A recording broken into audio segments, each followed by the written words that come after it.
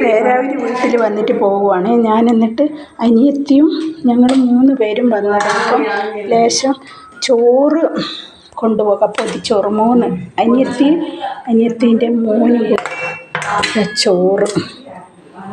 ഞാൻ പാത്രത്തിൽ തന്നെ ചോറ് ഇതാക്കി. ഇതണ്ട ഇലച്ചോറ് ഒരു പ്രത്യേക ഒരു ഇതല്ലേ. അതിൻ്റെ തൊട്ട് ഇതാ കാമ്പ്.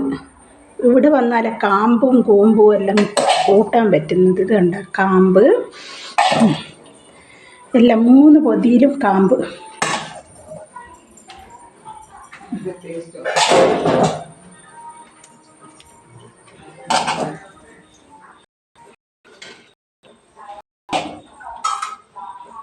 കാമ്പ് പിന്നെ നല്ല കാന്താരി ചമ്മന്തി.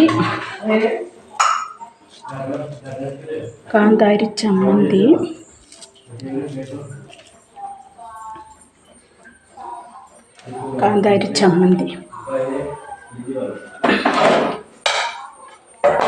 ഇനി ഇച്ചിരി ചിക്കൻ കറി.